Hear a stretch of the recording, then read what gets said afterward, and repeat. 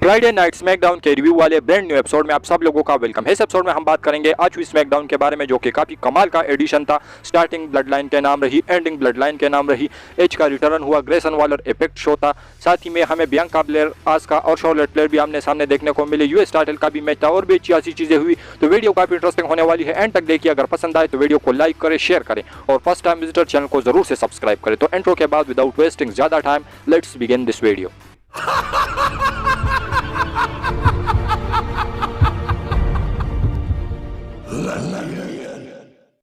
तो आज का स्मैकडाउन का जो एडिशन था वो MSG से लाइव था, यानी मेडिसन स्क्वायर गार्डन से लाइव था। और यहाँ की जो क्राउड थी वो काफी कमाल की चैंट्स कर रही थी। सबसे पहले जो स्टार्टिंग है वो हमें देखने को मिलती है ऊसोस के साथ। ऊसोस रिंग के अंदर आते हैं और कहते हैं कि the Usos in your city. उसके बाद वो कहते हैं कि कौन कहता है कि ट्राइबल चीफ को कोई हरा नहीं सकता, कौन कहता है कि उसको कोई पिन नहीं कर सकता। वो काम हम लोगों ने करा के मनी इन द बैंक में सोलो सिक्वाय एंड रोमन रेंस को पिन करके दिखा दिया। इसके बाद जो पॉल हेमन और सोलो सिक्वाय है उसकी एंट्री देखने को मिलती है। पॉल हेमन कहते हैं कि तुम लोगों ने रोमन रेंस को कॉल आउट क्यों किया, क्योंकि जो जे ऊसो है वो रोमन रेंस को कॉल आउट करते हैं और जवाब मांग रहे होते हैं कि आप बता कि रियल ट्राइबल चीफ कौन है। लेकिन जो पॉल हेमन है वो इसी बात को एड्रेस करते हुए कहते हैं कि तुम लोगों की हिम्मत कैसे हुई, क्योंकि उसे बुलाने का या कॉल आउट करने का सिर्फ हक मेरा है, क्योंकि मैं उसका वाइज मैन हूँ। जिस पर सोलो सिक्वाय जो है उसे चुप कराते हैं और उसका माइक जो है उसको पेंग देते हैं। वो रिंग के अंदर आते हैं और तभी टीम सॉन्ग बजता है the tribal chief Roman Reigns का। वो रिंग के अंदर आते हैं और माइक लेकर वो जैसे ही कुछ कहने वाले होते हैं, क्राउड की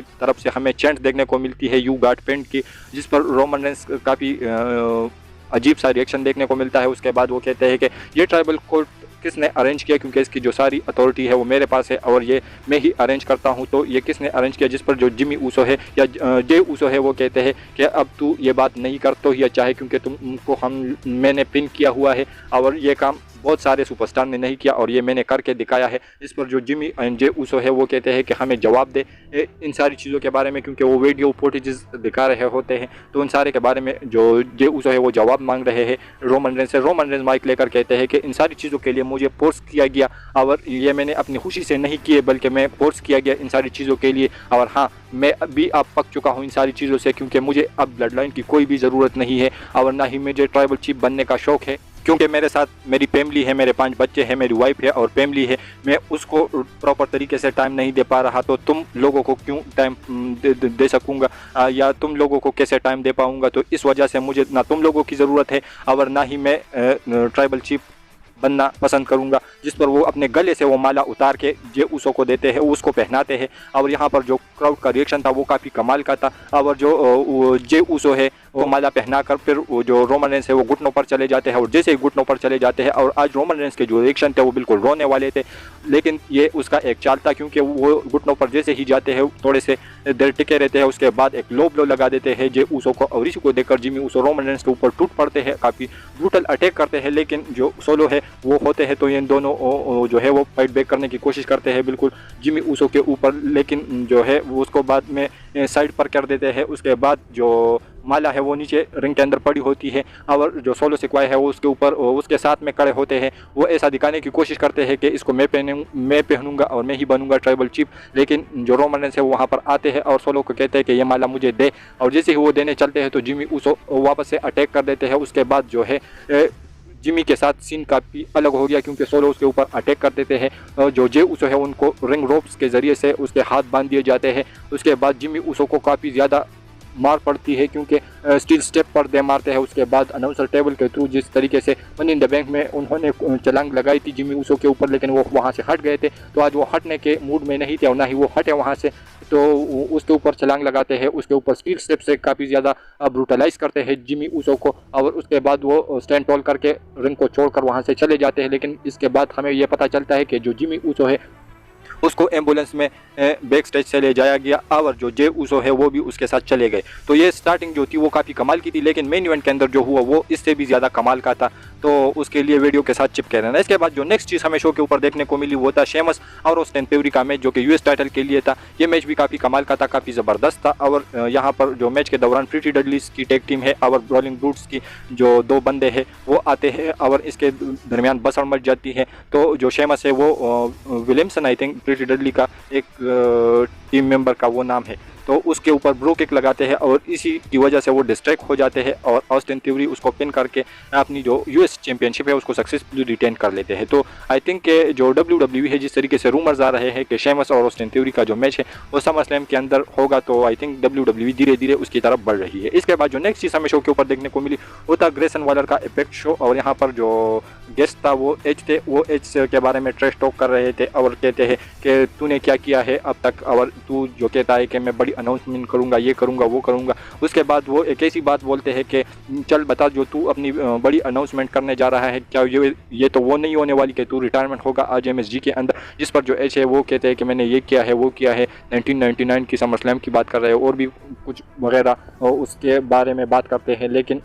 जो ग्रेसन वॉलर है वो उसे दोबारा से रोकते हैं और कहते हैं कि क्या तू रिटायर होने वाला है। जिस पर जो एज है वो कहते हैं कि तुम्हें मनी इन द बैंक के अंदर भी काफ़ी अच्छा स्पॉट मिला जॉन सीना के साथ, आज तू मेरे साथ बैठा है तो क्यों ना हम लोग एक मैच कर लेंगे आज शो के अंदर। तो इन दोनों का जो मैच है वो आगे शो के लिए कन्फर्म होता है। तो ये हमें ऐसा लग रहा था कि मेन इवेंट के अंदर होगा, लेकिन ये मेन इवेंट के अंदर नहीं होता। इसके बाद जो नेक्स्ट चीज़ हमें शो के ऊपर देखने को मिली वो था केरन क्रॉस वर्सेस एज स्टाइल का मैच। ये मैच भी काफ़ी कमाल का था, काफ़ी ज़बरदस्त था। ये दोनों सुपरस्टार काफ़ी कमाल के लग रहे हैं, लेकिन इस मैच के दौरान जो स्कारलेट और मिचन है ये दोनों आपस में लड़ जाती है और एंड में जो एज स्टाइल है वो अपना फिनिशर फैनोमेनल फोरआर्म लगाकर इस मैच के अंदर केरन क्रॉस को पिन करके विक्ट्री अर्न कर लेते हैं। तो इन दोनों के लिए काफ़ी बुरा लग रहा है, क्योंकि केरन क्रॉस की स्टार्टिंग में जो हाइप थी, जिस तरीके से उसकी स्टेयर डाउन हुआ था रोमन रेंस के साथ, तो ऐसा लग रहा था कि इसके साथ अब कुछ अच्छा होगा, लेकिन अब तक उसके साथ कुछ अच्छा नहीं हुआ। जिस तरीके से एज स्टाइल की हाइप थी वो भी मर चुकी है। तो आई थिंक WWE को इन दोनों सुपरस्टार को किसी अच्छी फील्ड में बुक करना चाहिए। इसके बाद जो नेक्स्ट चीज़ हमें शो के ऊपर देखने को मिलती है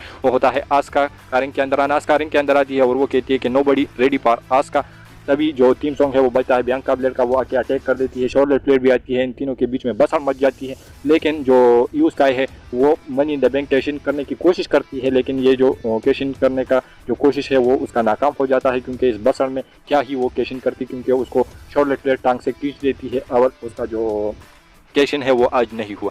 इसके बाद जो नेक्स्ट चीज़ हमें शो के ऊपर देखने को मिली वो था ग्रेसन वॉलर वर्सेस एज का मैच। ये मैच काफ़ी कमाल का था, काफ़ी ज़बरदस्त था। जिस तरीके से दोनों सुपरस्टार ने परफॉर्मेंस दी, जिस तरीके से एज ने अपने सिग्नेचर्स मूव लगाए और एंड में जो एज है उन्होंने अपने फिनिशर स्पेयर के साथ इस मैच के अंदर ग्रेसन वॉलर को हरा दिया। इसके बाद हमें नेक्स्ट और फाइनल मेन इवेंट देखने को मिलता है, जो कि होता है रोमन रेंस का रिंग के अंदर आना। क्योंकि रोमन रेंस को बैक स्टेज पर यह पता चलता है कि जे ऊसो वापस से अरीना के अंदर आने वाले हैं। तभी जो रोमन रेंस है वो रिंग के अंदर आते हैं और पॉल हेमन से कहते हैं कि रिंग के अंदर हम ही इन सारी चीज़ों को एड्रेस करेंगे। उसके बाद रिंग के अंदर पॉल हेमन, सोलो सिक्वा और रोमन रेंस आते हैं और जो रोमन रेंस है वो एक्नॉलेज मी कहते हैं क्राउड से, लेकिन उसको काफ़ी तगड़ा बूम मिलता है। उसके बाद जैसे ही वो कुछ बोलने वाले होते हैं, जे ऊसो का एंट्री हमें देखने को मिलता है क्राउड के बीच में से, जिस तरीके से शील्ड करती थी वो आते हैं और सोलो सिक्वा उससे पहले जो है वो बैरिकेड के पास पहुंचते हैं, लेकिन उसको वहीं पर भजा देते हैं जे ऊसो। और उसके बाद रोमन रेंस के पास आकर उसके ऊपर काफ़ी अटैक कर देते हैं, स्टील चेयर उसके हाथ में थी और एक शॉट भी लगा देते हैं रोमन रेंस को, लेकिन सोलो सिक्वा वापस से आ जाते हैं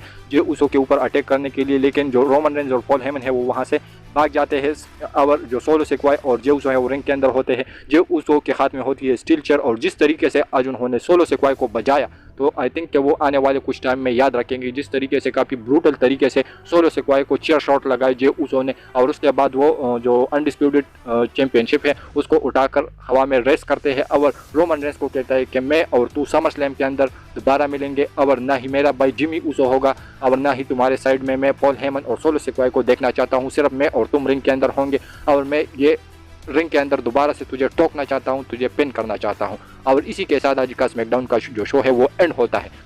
तो स्टार्टिंग ब्लड लाइन के नाम रही, एंडिंग ब्लड लाइन के नाम रही और आई थिंक के जो रोमन रेंस है वो ये ऊसो के इस चैलेंज को एक्सेप्ट करेंगे और ये एक बैंगर मैच हमें समरस्लैम के अंदर देखने को मिलेगा। तो आज का जो ओवरऑल स्मैकडाउन का एडिशन था वो काफ़ी कमाल का था, काफ़ी ज़बरदस्त था। जितनी भी तारीफ की जाए कम है, लेकिन आप लोग इसे कितना रेट करोगे। लेकिन मैं आप लोगों को जाते जाते एक स्पॉइलर देना चाहता हूं कि इस स्मैकडाउन की जो रेटिंग्स है वो आसमान छूने वाले आएंगी, क्योंकि जिस तरीके से WWE ने इन सारी चीज़ों पर फोकस किया, जिस तरीके से ब्लड लाइन के सेगमेंट को हाइप किया, तो वो काफ़ी कमाल का था। और ना सिर्फ हाइप किया बल्कि उसमें से बेसिक स्टोरी हमें दिखाई भी आज स्मैकडाउन के एडिशन में। तो आप लोग इसको कितना रेट करोगे नीचे कमेंट सेक्शन में अपनी रेटिंग जरूर मेंशन कीजिए। और हमारी जो आज की वीडियो थी वो यहीं तक की थी। अगर पसंद आए तो वीडियो को लाइक करें, शेयर करें और फर्स्ट टाइम विजिटर चैनल को जरूर से सब्सक्राइब करें, क्योंकि आप लोगों को हमेशा ऐसी इंटरेस्टिंग और लेटेस्ट वीडियोस देखने को मिलती रहती है। तो मिलता हूँ आपसे बहुत ही ज़्यादा जल्दी किसी इंटरेस्टिंग वीडियो के साथ। तो until that time stay healthy and keep watching Russell केचर।